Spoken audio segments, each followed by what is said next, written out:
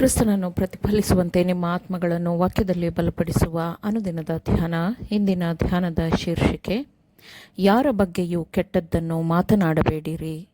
ಈ ದಿನದ ದೇವರ ವಾಕ್ಯ, ತೊಡಕುಗಳು ಬರುವುದರಿಂದ ಲೋಕಕ್ಕೆ ಎಷ್ಟೋ ಕೇಡು. ತೊಡಕುಗಳು ಹೇಗಾದರೂ ಬರುವವು, ಆದಾಗ್ಯೂ ಯಾವ ಮನುಷ್ಯನಿಂದ ತೊಡಕು ಬರುತ್ತದೋ ಅವನ ಗತಿಯನ್ನು ಏನು ಹೇಳಲಿ. ಮತ್ತಾಯ 18ನೇ ಅಧ್ಯಾಯ 7ನೇ ವಚನ. ನಿಂದೆಯ ಮಾತುಗಳು ನಮ್ಮ ಸ್ವಂತ ಆತ್ಮದ ಮೇಲೆ ಪರಿಣಾಮ ಬೀರುತ್ತದೆ. ವೈಯಕ್ತಿಕವಾಗಿ ನಾಲಿಗೆಯನ್ನು ತರಬೇತಿಗೊಳಿಸುವುದನ್ನು ನಮ್ಮಿಂದಲೇ ಪ್ರಾರಂಭಿಸಬೇಕು. ನಾವು ಯಾರ ಬಗ್ಗೆಯೂ ಕೆಟ್ಟದಾಗಿ ಮಾತನಾಡಬಾರದು. ಹಾಗಾದರೆ ನಿನ್ನ ಕೈಯಾಗಲಿ ನಿನ್ನ ಕಾಲಾಗಲಿ ನಿನ್ನನ್ನು ಪಾಪದಲ್ಲಿ ಸಿಕ್ಕಿಸುವುದಾದರೆ ಅದನ್ನು ಕಡಿದು ಬಿಸಾಟು ಬಿಡು. 2 ಕೈ 2 ಕಾಲು ಉಳ್ಳವನಾಗಿದ್ದು ನಿತ್ಯವಾಗಿರುವ ಬೆಂಕಿಯಲ್ಲಿ ಹಾಕಿಸಿಕೊಳ್ಳುವುದಕ್ಕಿಂತ ಕೈಕಾಲು ಕಳೆದುಕೊಂಡವನಾಗಿ ಜೀವದಲ್ಲಿ ಸೇರುವುದು ನಿನಗೆ ಉತ್ತಮ ಎಂದು ವಾಕ್ಯವು ಹೇಳುತ್ತದೆ. ಕೈ ಅಥವಾ ಕಾಲಿನಷ್ಟೇ ಪ್ರಿಯವಾದದ್ದು ಎಂದು ತೋರುವ ಕೆಲವು ತಪ್ಪಾದ ವಿಷಯಗಳನ್ನು ನಾವು ಪಾಲಿಸುತ್ತಿರಬಹುದು. ಆದರೆ ಈ ವಿಷಯಗಳನ್ನು ನಾವು ನಮ್ಮಿಂದ ಶಾಶ್ವತವಾಗಿ ದೂರವಿಡಬೇಕು. ನಮ್ಮ ವಿಚಿತ್ರವಾದ ಮತ್ತು ಪವಿತ್ರವಲ್ಲದ ವಿಚಾರಗಳನ್ನು ನಾವು ಎಂದಿಗೂ ಇತರರ ಮೇಲೆ ಹೇರಬಾರದು. ಸಭೆಯ ಸದಸ್ಯರ ಮಧ್ಯದಲ್ಲಿ ಮಾಡಬೇಕಾದ ಒಂದು ದೊಡ್ಡ ಕೆಲಸವಿದೆ.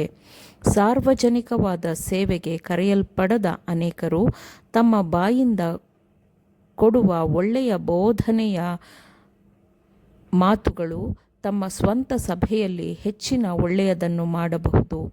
ದೇವರನ್ನು ಮಹಿಮೆಪಡಿಸಲು ನಾವು ಮಾತಿನ ತಲಾಂತನ್ನು ಬಳಸಬೇಕು, ಆದರೆ ಅದನ್ನು ಆಗಾಗ್ಗೆ ಕೆಟ್ಟ ವಾರ್ತೆಗಳನ್ನು ಮಾತನಾಡಲು ಬಳಸಲಾಗುತ್ತದೆ. ಇದು ಪರಿಶುದ್ಧಾತ್ಮನನ್ನು ದುಃಖಪಡಿಸುತ್ತದೆ. ನಮ್ಮ ಎಲ್ಲ ಹೊರೆಗಳೊಂದಿಗೆ ತನ್ನ ಬಳಿಗೆ ಬರಲು ನಮ್ಮನ್ನು ಕರೆಯುವ ಒಬ್ಬ ರಕ್ಷಕನು ನಮಗಿದ್ದಾನೆ ಎಂಬುದನ್ನು ನಾವು ನೆನಪಿನಲ್ಲಿಟ್ಟುಕೊಳ್ಳೋಣ. ಅವನು ನಮಗೆ ಮನಸ್ಸಿನ ಶಾಂತಿಯನ್ನು ಕೊಡುತ್ತಾನೆ ಮತ್ತು ನಮಗೆ ತುಂಬ ಕಷ್ಟ ತೊಂದರೆಗಳು ತುಂಬಿಕೊಂಡಿವೆ ಎಂಬಂತೆ ತೋರುವುದನ್ನು ಅವನು ಸರಿಪಡಿಸುತ್ತಾನೆ. ಎಲೈ ಕಷ್ಟಪಡುವವರೇ, ಹೊರೆ ಹೊತ್ತವರೇ, ನೀವೆಲ್ಲರೂ ನನ್ನ ಬಳಿಗೆ ಬನ್ನಿರಿ, ನಾನು ನಿಮಗೆ ವಿಶ್ರಾಂತಿ ಕೊಡುವೆನು ಎಂದು ದೇವರು ಕರೆ ಕೊಡುತ್ತಾನೆ. ದೂರು ಮತ್ತು ಟೀಕೆಯ ಮಾತುಗಳನ್ನೇ ಆಡುವುದರಲ್ಲಿ ತಮ್ಮನ್ನು ತೊಡಗಿಸಿಕೊಂಡವರು ಇನ್ನು ಮುಂದೆ ದೇವರ ಸಹಾಯದಿಂದ ತಮ್ಮ ಸಹೋದರ ಸಹೋದರಿಯರ ಬಗ್ಗೆ ಅವರು ಕೆಟ್ಟದ್ದನ್ನು ಮಾತನಾಡದೇ ಇರಲಿ. ಅವರು ಎಲ್ಲ ವಿಷಯಗಳನ್ನು ಪ್ರಾರ್ಥನೆಯ ಮೂಲಕ ದೇವರ ಹತ್ತಿರ ಕೊಂಡೊಯ್ಯುತ್ತೇವೆ ಮತ್ತು ನಮ್ಮ ಜೊತೆ ಮನುಷ್ಯರಲ್ಲಿ ತಪ್ಪುಗಳನ್ನು ತೋರಿಸುವ ಬಗ್ಗೆ ದೇವರು ನೀಡಿದ ಬೋಧನೆ ಸಮಾಲೋಚನೆಗಳಿಗೆ ವಿಧೇಯರಾಗಲು ಕಲಿತುಕೊಳ್ಳುತ್ತೇವೆ ಎಂದು ಪ್ರಮಾಣ ಮಾಡಿಕೊಳ್ಳಲಿ.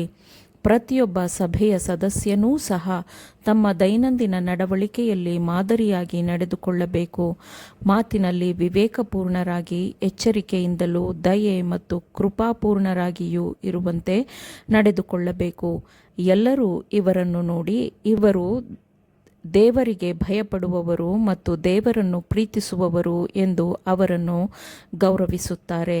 ಅಂತಹ ವ್ಯಕ್ತಿಯು ತನ್ನ ಎಲ್ಲ ಜೊತೆಯವರ ಮೇಲೆ ಒಳ್ಳೆಯ ಪ್ರಭಾವಗಳನ್ನು ಬೀರುತ್ತಾನೆ. ನಾವು ತಪ್ಪು ಮಾಡುವವರು ಮತ್ತು ಅನೇಕ ಬಾರಿ ತಪ್ಪು ಮಾಡಿದ್ದೇವೆ. ಹೌದು, ಪಶ್ಚಾತ್ತಾಪದಿಂದಲೂ ತಪ್ಪೊಪ್ಪಿಗೆಯಿಂದಲೂ ನಾವು ದೇವರ ಬಳಿಗೆ ಹಿಂದಿರುಗೋಣ. ದೇವರ ಮನೆಯ ಕಾರ್ಯಗಳಲ್ಲಿ ಪಾಲ್ಗೊಳ್ಳಲು ನಾವು ಒಟ್ಟುಗೂಡುವಾಗ ನಮಗೆ ಸಾಧ್ಯವಾದಷ್ಟೂ ಮಟ್ಟಿಗೆ ಪ್ರತಿಯೊಂದು ತಪ್ಪನ್ನು ಸರಿಪಡಿಸಿಕೊಳ್ಳಲು ಶ್ರಮಿಸೋಣ. ಒಬ್ಬ ಸಹೋದರನ ಮುಂದೆ ಬಾಗಿ ಅವನ ಕಾಲುಗಳನ್ನು ತೊಳೆಯುವಾಗ, ಈ ಸಹೋದರನಿಂದ ನನ್ನನ್ನು ಬೇರ್ಪಡಿಸುವ ಏನಾದರೂ ನನ್ನ ಹೃದಯದಲ್ಲಿ ಇದೆಯೋ? ನನ್ನನ್ನು ನನ್ನ ಸಹೋದರನನ್ನು ಬೇರೆ ಮಾಡುವ ವಿಷಯವು ನನ್ನ ಹೃದಯದಲ್ಲಿ ಇದೆಯೋ? ನಮ್ಮನ್ನು ದೂರ ಮಾಡುವ ಯಾವ ಮಾತುಗಳನ್ನು ನಾನು ಆಡಿದ್ದೇನೋ ಎಂದು ನಿಮ್ಮನ್ನು ನೀವು ಕೇಳಿಕೊಳ್ಳಿರಿ. ಹಾಗಿದ್ದಲ್ಲಿ ನಿಮ್ಮ ಪಾಪಗಳನ್ನು ಮನಸ್ಫೂರ್ತಿಯಿಂದ ಒಪ್ಪಿಕೊಳ್ಳುವ ಮೂಲಕ ಅದನ್ನು ತೆಗೆದುಹಾಕಿರಿ. ಹೀಗೆ ಹೃದಯವು ಮತ್ತೊಂದು ಹೃದಯದೊಂದಿಗೆ ಒಂದುಗೂಡುತ್ತದೆ ಮತ್ತು ದೇವರ ಆಶೀರ್ವಾದವು ಪ್ರಕಟವಾಗುತ್ತದೆ.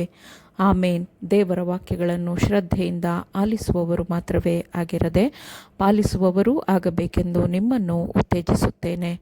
ಪರಿಶುದ್ಧಾತ್ಮನ ಸಹಾಯದಿಂದ ಆಲಿಸಿದ ನಿಮ್ಮೆಲ್ಲರಿಗೂ ಧನ್ಯವಾದಗಳು. ಮತ್ತೆ ದೈನಂದಿನ ಧ್ಯಾನಕ್ಕಾಗಿ ನಾಳೆ ಸಂಧಿಸೋಣ.